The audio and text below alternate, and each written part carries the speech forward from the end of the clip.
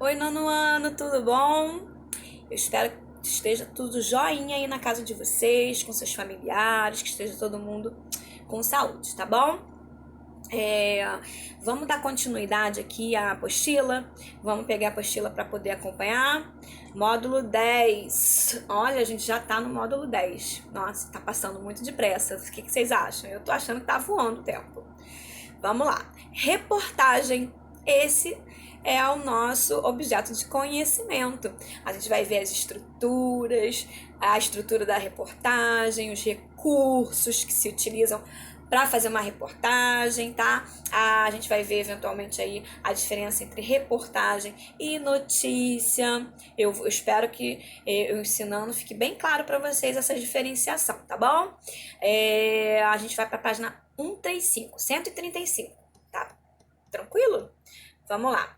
Quer dizer, 135 é onde inicia. A gente vai, é claro, para a página seguinte, que é a 136, que a gente vai lá para começar, tá bom? Então vamos lá, ó. Diz o seguinte: acostumamos-nos a ler diariamente nos diferentes meios de comunicação notícias sobre os mais diversos temas e fatos. Entretanto, o universo jornalístico nos reserva outro gênero textual essencial para compreendermos acontecimentos de nossa sociedade. Estamos falando da reportagem. Nesse módulo, além da leitura e da interpretação de texto, vamos abordar as principais características desse gênero textual e alguns recursos mais importantes e relevantes aí para a gente poder posteriormente, né, produzir uma reportagem, tá bom? Eu tenho aqui, né, um texto, que no caso seria tal reportagem, o maior problema da educação no Brasil, do Brasil, e aí é uma reportagem grandinha, e aí eu não vou ler, porque senão meu vídeo vai ficar muito gigante, e eu sei que é entediante para vocês passarem muito tempo aí me ouvindo. Então eu vou dar mais importância, né? Eu quero que você tenha esse tempinho aí em que você consegue se concentrar ouvindo minhas explicações do que lendo o tal texto. Mas aí você deve pensar assim, mas por que eu vou ler esse texto? Se ela não vai ler, vou direto para a explicação. O que acontece?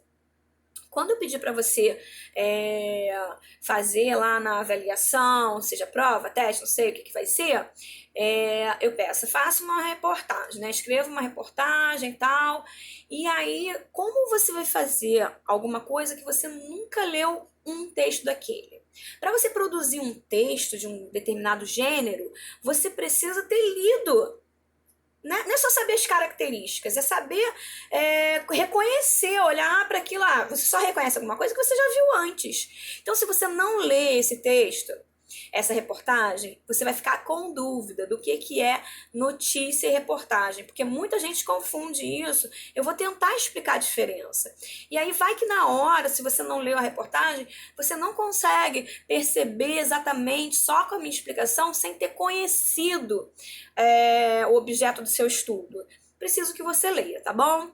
Eu vou aqui para a página 138, que é após o texto. Vamos compreender esse texto. Então, você vai dar uma pausa no meu vídeo, vai ler a reportagem para a gente poder partir daí, tá bom? Combinado? Vamos lá, compreensão do texto. O texto aborda um assunto de grande relevância para a sociedade, a educação no Brasil. Mais precisamente, um tema específico, a evasão escolar e suas principais causas. Com dados alarmantes, fundamentados em pesquisas, o repórter consegue dar a dimensão exata da gravidade desse problema. Então, primeira palavra-chave aí que eu já quero destacar: pesquisa. Quando esse repórter falou sobre esse determinado assunto, ele pesquisou, ele não falou o que eu acho. Eu acho isso e isso. Não. Ele veio com dados precisos de uma pesquisa eficiente. Primeiro ponto. Segundo, aí depois diz assim, conta ainda com a opinião de especialistas que detalham as questões centrais dessa triste realidade, além do depoimento de um jovem envolvido no assunto. Por fim, o texto apresenta uma reflexão sobre as graves consequências da evasão escolar em dimensão nacional. Aí também outra palavrinha-chave quer refletir sobre determinado assunto. Existe ali na reportagem, além de dados, reflexões acerca daquilo, tá bom? Conceito. Reportagem é o gênero textual que apresenta informações detalhadas sobre temas específicos ou assuntos de grande relevância baseados na observação e na análise direta de fatos e dados relacionados. Então, isso é uma reportagem, tá? Um conceito básico aqui. Do que é uma reportagem, tá aqui. Aí vem aqui, características gerais. O gênero reportagem diferencia-se do gênero notícia, principalmente porque procura transmitir informações com mais precisão e detalhamento. Assim, o uso de dados estatísticos e a opinião de especialistas criam o embasamento necessário para expor fatos e pontos de vista ao leitor. Essa riqueza de detalhes confere ao texto maior carga informativa e, consequentemente, permite ao leitor aprofundar-se em determinado tema ou assunto. Então, vocês percebam que é maior, mais detalhada, tá bom? Vamos lá. Outro aspecto que torna a reportagem peculiar, ou seja, diferenciada, é o nível de subjetividade do texto. Sabemos que outros textos jornalísticos tendem a ser imparciais. Porém, como a reportagem explora uma perspectiva mais pessoal, é natural que encontremos traços da visão particular do repórter. Isso acontece geralmente em assuntos universais, como questões ambientais, culturais e sociais. Quando o assunto é de natureza polêmica, política, por exemplo, a tendência é o repórter ser mais objetivo possível, tá?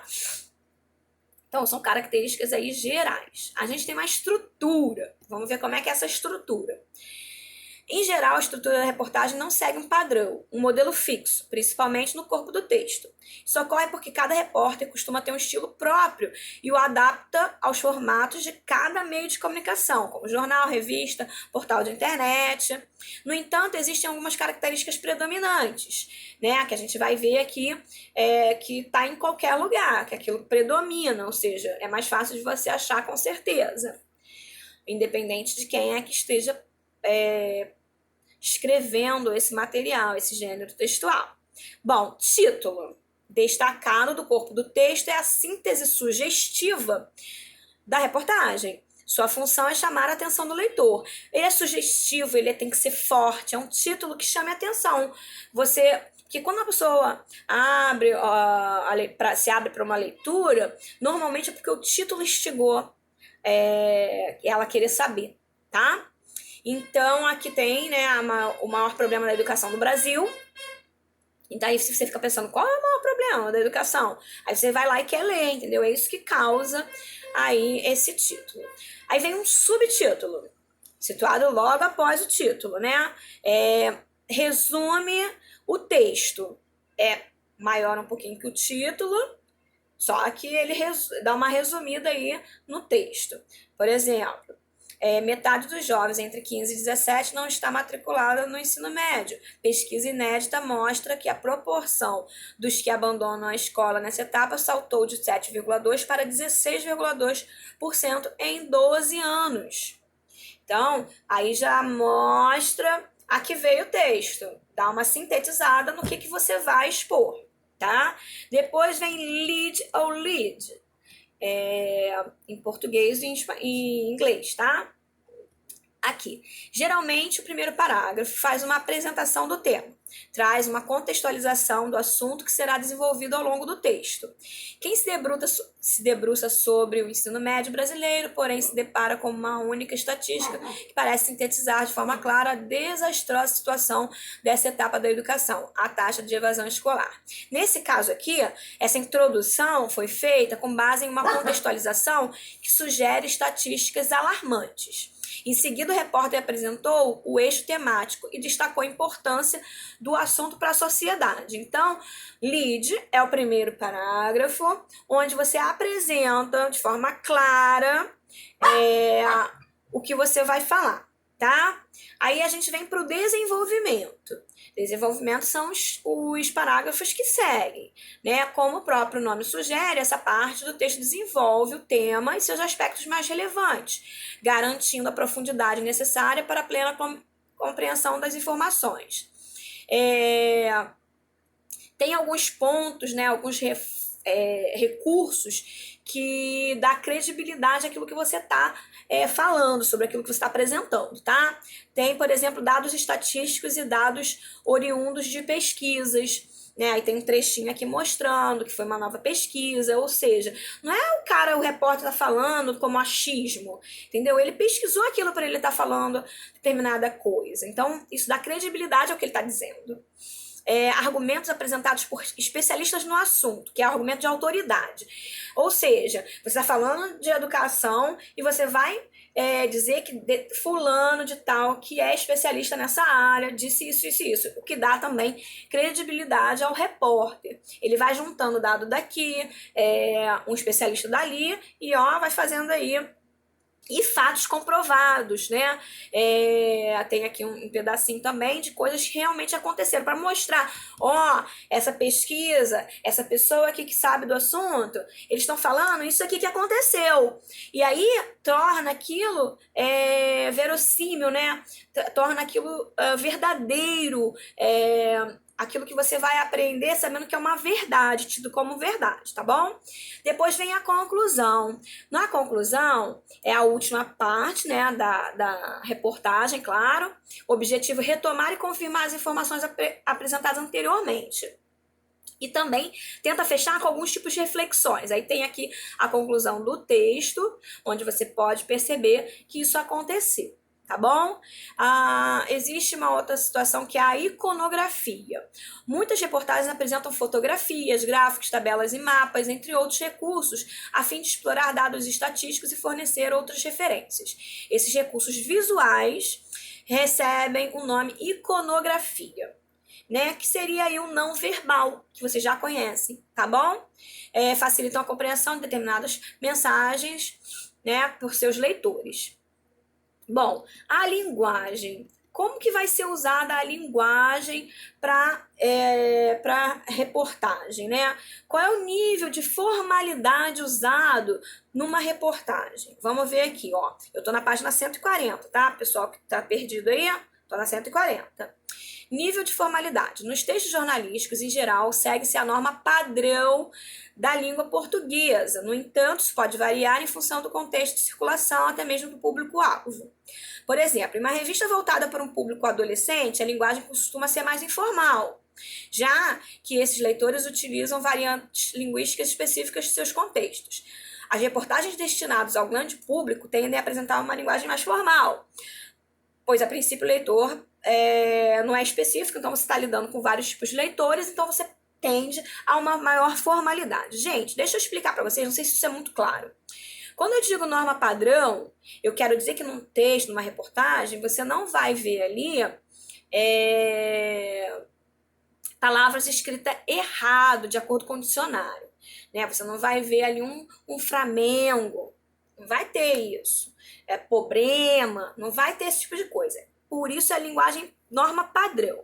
Não vou escrever nada com acentuação errada, nem uma ortografia errada, né? Se eu quiser falar caça, dependendo da caçação, né? Eu vou usar 2 S, vou usar cedilha, e enfim, isso é norma padrão. Questão de formalidade e informalidade quer dizer se eu vou usar a gíria. O fato de eu usar a gíria não quer dizer que eu não estou usando a norma padrão. Quando eu falo aí, qual é, mané? Qual é, mané? Tá tudo escrito direitinho. Entendeu? Agora, eu estou sendo mais informal. Entendem a diferença? Eu preciso que isso fique bem claro, para vocês não pensarem que vocês não podem, dependendo, né, do público-alvo, lá, se for jovem, usar uma linguagem mais despojada, menos formal, tá bom? E aí a gente tem aqui também a questão do distanciamento. Ainda que a reportagem possa apresentar uma visão mais subjetiva, em razão do repórter se envolver mais diretamente com o assunto tratado, a matéria é quase sempre escrita na terceira pessoa do singular. Pode-se dizer, portanto, que uma reportagem usa a linguagem impessoal que busca objetividade. Você está falando de um assunto, você não vai ficar falando eu acredito que, eu acho que, né? Não é um artigo de opinião para você ficar botando a sua opinião. O que você está passando ali, você tem que mostrar que aquilo dali é um senso comum, não foi você que inventou. Por mais subjetivo que você possa, às vezes, ter uma quedinha ali subjetiva, entendeu? Aí aqui tem uma situação problema que não me importa tanto, tá? Mas eu quero vir aqui para concluir. Isso é que me importa mais. Estudamos nesse módulo o gênero reportagem. Muito comum nos veículos de comunicação, a reportagem tem uma função social específica, pois pode apresentar de forma aprofundada diversos assuntos, auxiliando os leitores a compreender melhor as diferentes questões sociais. Aí vem aplicando conhecimento, onde vocês vão ler texto, fazer questão, tudo aqui direitinho, na 141 em diante. Bom, eu disse que eu ia explicar, o livro não mostrou tão bem como eu queria que você entendesse a diferença entre notícia e reportagem. Então, eu vou tentar me fazer entender. Vamos lá, notícia. Notícia é uma coisa fresquinha. Você tem lá no jornal, seja um jornal impresso, seja um jornal na internet, uma notícia no Facebook, sobre os acontecimentos do dia anterior ou do dia. No caso da internet, né, a coisa ficou muito mais para hora, né? Você tem lá uma informação que saiu agora, já é postada. Quando era jornal impresso, você tinha a coisa acontecia hoje, o jornal saía para você pegar amanhã de manhã. E aí você via notícias do dia anterior. Isso é dizer que uma notícia é fresquinha. A notícia, ela tem informações, fatos que ocorreram ontem ou hoje. Uma coisa assim da hora, entendeu? Da hora eu tô fazendo gíria, tá? Não sei se vocês estão me entendendo. Eu tô querendo dizer que é uma coisa do momento. Bem atual mesmo, atualíssimo. De ontem, de hoje. Isso é notícia. Uma notícia velha da semana, semana passada já é notícia velha. Já muda, as coisas já mudaram. A gente tá falando do corona, vamos usar o corona. Cada dia é uma situação diferente, uma notícia diferente. Tá? Então, eu vou usar até o corona pra gente ver o que é reportagem e o que não é. Então, a gente vai falar, descobriu-se que, vou inventar, tá? Que isso surgiu agora uma nova pílula que você toma e fica bem daí dessa doença, né? Dessa péssima doença, desagradável doença. Vamos supor que saiu ontem e hoje você está lendo essa informação. Amanhã já pode vir uma outra informação dizendo assim, fake news de notícia revelada anteontem. Então já veio com uma novidade, fresquinha. Tudo muito fresquinho pra gente, tá? Isso notícia. A reportagem. Bom, uma pessoa agora, um repórter, vai pegar todo esse conhecimento, vai fazer uma pesquisa desde que começou isso no início do ano, do trajeto do coronavírus, de tudo que veio vindo, de todas as informações do que já foi infectado, do que já morreu, do que já foi curado, como que isso se deu, aonde que isso surgiu. Aí vai vir informação mais esmiuçadinha pra gente, muito mais informação, e é um pouco menos momentâneo. Tudo bem que esse assunto é do momento, mas uma informação que veio desde o início do ano, né, que já faz alguns meses, a gente vai levar em consideração como uma coisa própria para reportagem. Não é uma coisa fresquinha de ontem, de hoje. Entendeu? Eu posso pegar aí um estudo, fazer uma análise de uma outra doença, tá? O H1N1. Eu posso pegar e fazer aí um paralelo do que aconteceu no mundo na época do H1N1 e hoje do que está acontecendo no corona. Isso é uma reportagem, porque é uma coisa mais atemporal do que temporal. Eu vou falar de um assunto do momento? Vou, mas eu vou também transportar isso mais para trás, bem mais para trás, temporalmente falando. Então é isso, eu queria que ficasse bem claro que a notícia tem esse outro viés, tá? A notícia tem um viés e a reportagem tem outro viés. Tá bom? Eu espero que vocês tenham entendido. Faz direitinho pra gente poder ver o que vocês estão entendendo, o que vocês estão com dúvida. Pro dia que vocês estiverem fazendo uma produção, vocês terem bem claro na mente de vocês todos os pontos, as características, como é que é a estrutura, tudo direitinho, beleza? Uma boa semana pra vocês, um beijo no coração de cada um.